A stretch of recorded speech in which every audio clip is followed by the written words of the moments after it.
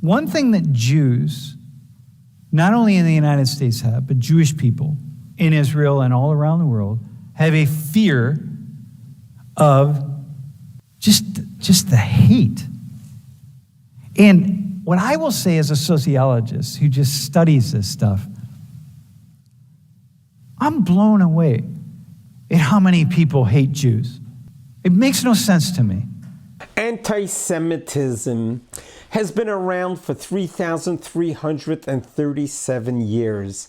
That is the day when God made the revelation on Mount Sinai and presented the Israelites with the Ten Commandments and the Torah, with a mandate to go and teach it to the world. And ever since then, we, the Israelites, the Jewish people, have been facing anti-Semitism that hasn't let up. Let's watch this professor as he explains anti-Semitism. Let's watch this together and we'll discuss it afterwards. Kindly subscribe to our channel so a little bit of light will push away a lot of darkness. American students follow celebrities, follow influencers on Instagram. And they see all of them post that they stand with Israel. But actually, I'm not seeing that. I'm seeing people standing with Israel and people standing with Palestine. Okay, biggest example the idea, though, is people are standing with people who are standing somewhere in a conflict about which they know very, very little. Okay? Israel has bombed apartment complexes, which is filled with women and children. And Sky News was 100% pro-Israel. Al Jazeera, 100% pro-Palestinians. Palestinian, 100%. Didn't have a single, even 30 seconds in which they might lead a human being to feel some kind of empathy toward Jewish people, including the people who were killed by Hamas, okay? Nothing at all. The United States government has made a decision that it will support Israel, going back many years. That's not always necessarily going to be the case. One thing that Jews, not only in the United States have, but Jewish people in Israel and all around the world, have a fear of just the hate. And what I will say as a sociologist who just studies this stuff, I'm blown away at how many people hate Jews. It makes no sense to me. If I'm Jewish, from what I know, as someone who's named after my mother's Jewish gynecologist, it's as close as I personally get to Judaism, right? I think,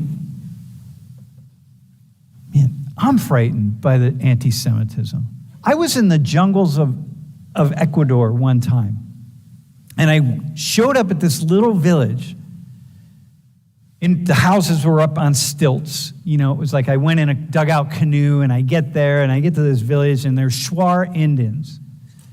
The Shuar Indians are the last indigenous peoples in the Amazon who gave up they used to engage in head hunting and like shrinking heads and stuff. I saw like shrunken heads that not from these people, but their ancestors. And I get there, and they ask me what my name is. And I say, my name is Samuel. Samuel.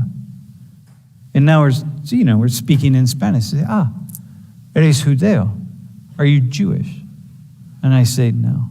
And they say, gracias a Dios. Thank God. And I'm like, what the f***? You never met a Jew. You're in the middle of the jungle. You're Shuar Indian. You have no idea at all, and you're telling me, thank God you're not a Jew. And I'm thinking, what do you have against Jews? Like, everywhere I turn, it's like Jews.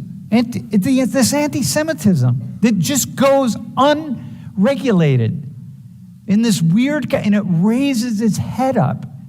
It just like stays dormant. Among Christians, by the way, we think there's anti-Semitism among Muslims. The anti-Semitism is alive and well among Christians, and it's not alive, it's just buried, it lies dormant. And it emerges out of Christianity, by the way. It doesn't emerge out of Islam. So there's misinformation on all sides. And I see misinformation in the Arab world about Israel. It's like, you guys, like, sometimes when I'm in the Middle East and I start talking about Judaism in Israel, I'm like, you guys don't know anything. You don't know anything. This is like Judaism is the mother religion of your religion. Ibrahim, one of the most common names among Muslims, is Abraham. Jesus, for Christians, Jesus is mentioned more times than Muhammad, peace be upon him, in the Quran. It's like, come on. Judaism is the mother of all religions. Indeed. What our professor is sharing with us, there used to be a saying, ignorance is bliss. But in this case, ignorance is the foundation of baseless hatred. That is exactly what anti-Semitism is about. It's about baseless hatred. We all want to wonder, what's the foundation of anti-Semitism? What did the Jewish people do to deserve to be the most hated religion from all times? Our struggle began 3,337 years ago. Our struggle began when we were in slavery in Egypt. For over 200 years, we were slaves. It all began when Jacob descended into Egypt. There was a famine, and Jacob came with 70 bodies, 70 people. That was the children of Jacob. Jacob's name was also Israel, and thus became the name the Israelites, the Bnei Yisroel. 70, they came to Egypt. From that 70, they began to grow and prosper. And then Pharaoh rose up, a new Pharaoh rose up and began enslaving Jacob's children, the Israelites. And this lasted for over 200 years until finally God appeared to Moses in a burning bush and said, Moses, I want you to go to Pharaoh and I want you to convince him to let my people go. I want to take this group of people who have been in slavery for over 200 years. I want to bring them to their homeland, which is Israel. Moses approached Pharaoh, and the 10 plagues ensued. The world began to see miracles, very revealed miracles. The 10 plagues was basically a manifestation, representation of God connecting heaven and earth together, bringing these supernatural phenomenons 10 times, until finally the 10th time Pharaoh relented and let the Jews go. They weren't Jews at that time, they were just Israelites, the children of Jacob. There were about 3 million who left Egypt. It was a mass exodus, a huge exodus. At some point, Pharaoh realized this would be such a drain of labor that he regretted and he began pursuing. And that's when the Israelites arrived at the Sea of the Reeds. And then the sea split, and the Israelites were able to go through. And then when the Egyptians tried to pursue them, the sea came together, and the Israelites were free to continue their sojourn in the desert, and they arrived at the foot of Mount Sinai. And that's when God made his first revelation to the world. There are 3 million eyewitnesses who saw God's presence come down on Mount Sinai. What can only imagine? God, who's been hidden from us all these years, he revealed himself then. We actually heard and saw godliness. One can only imagine what that was like. But that came with a huge price tag.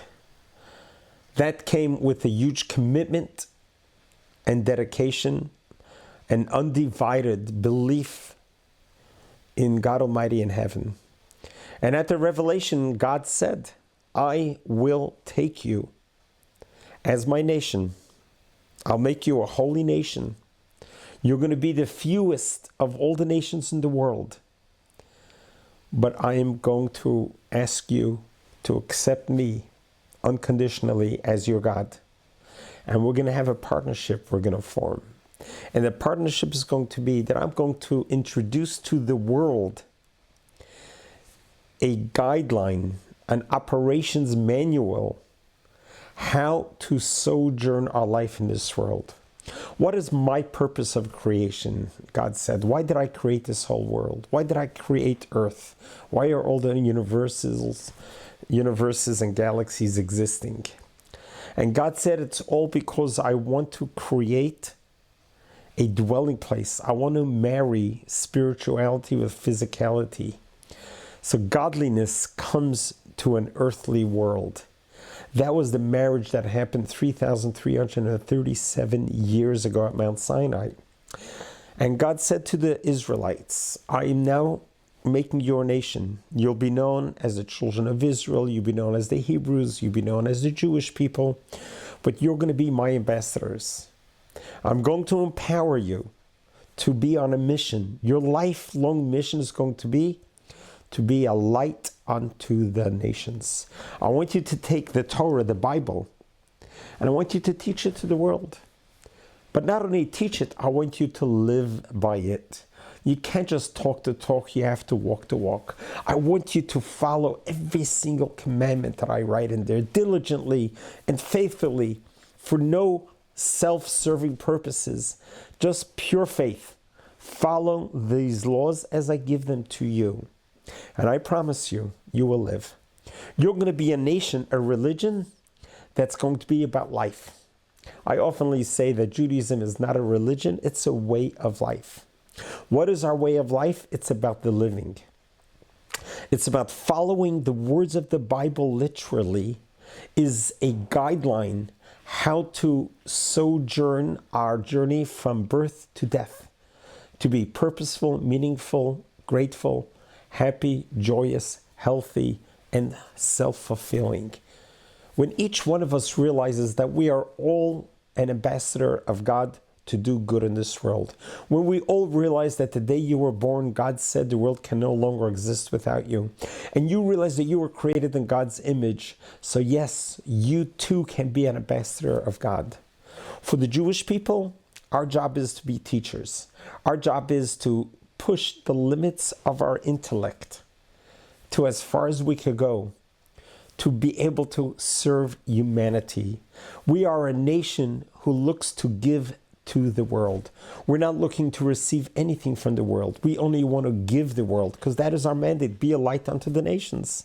With that came a tremendous amount of blessings and gifts from God, that God gave the Jewish people the ability to bless, the ability to push the limits of humanity, to help humanity. And this is what we have been doing. And this is perhaps why there's so much anti-Semitism.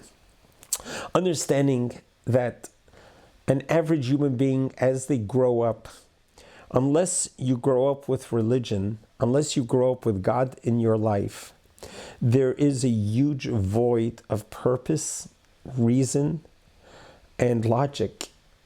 And you leave it to your own devices, and then all of a sudden people have no rules, no law and order.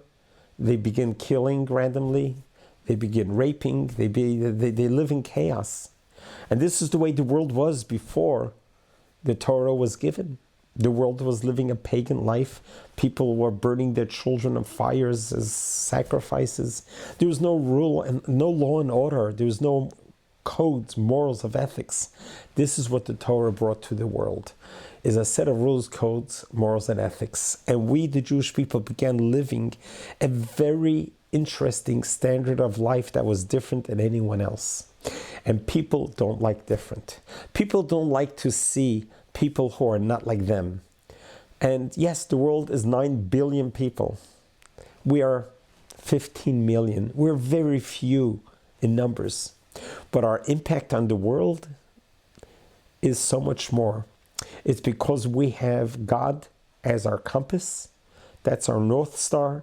We know where to follow. We are committed to God. We are committed to the religion. We are committed to not only talk about the religion, but to practice religion and to see it through and to be able to be a light unto the nations. So this is perhaps why there's so much anti-Semitism, because people don't like people that are different. We don't eat the same foods you eat. We don't work the same 7 days a week. We do rest on the Saturday. From Friday night to Saturday night, we're unplugged. Friday night, we have a Thanksgiving dinner every Friday night. Like the rest of the world in America has a Thanksgiving dinner once a year or a Christmas dinner. We do that every single Friday night. We invite guests, we have family, we have a 5-course meal, delicious foods, fine china, and singing, laughter, enjoy family, human interaction. We do this every Friday night. The food, we can only eat kosher food. We cannot eat what everyone eats. We can't walk into a McDonald's, to an Arby's, to an In-N-Out, to a Denny's, a Burger King, or Kentucky Fried Chicken. We can't go into any of these places because it's not kosher. And yeah, we are restricted. We cannot mix milk and meat together. And we could only marry one woman and worship her and know that's your soulmate. And just the laws continues on. There are 613 laws that we need to follow. And people don't like that. Why? Because we are successful. When we follow God's ways, when you follow this prescription, when you follow the guidelines of the Torah, you're guaranteed success. And this is why we're still here. After 3,337 years, the Jewish people are still here. And that's why people hate Israel also, because we came to Israel, we came back home in 1948. No one expected us to land on our feet and become a first world country and a superpower in the Middle East. No one expected that. They would have been happy if we would have just remained farmers and in poverty and dwindled away into the dustbins of history. That's what the world was hoping and expecting after the Holocaust. But that's not what happened. Israel did not come to Israel as a victim. Israel came to Israel as a survivor to be able to rebuild and land on our feet again. And yes, we did. And in the 77 years that we did that, we have proven to the world what we have contributed to humanity in all areas of life. Our advances on cutting edge of medical breakthrough, transportation breakthrough, technology breakthrough, communication breakthrough, academic breakthroughs, and the recycling breakthroughs, the water desiltation, all areas of humanity, Israel is on the cutting edge of innovation and invention. For who? For you, for the world. Let the world understand that, and we need to abolish anti-Semitism. There's no room in this world for anti-Semitism. Appreciate the Jewish people, appreciate our contribution to the world and to society. Just let us do our thing. Let us have secure borders. Let us live in peace. And you will see how much greater we can become and be unto you as a blessing to assist you, to guide you, and to love you unconditionally. God bless you. God loves you.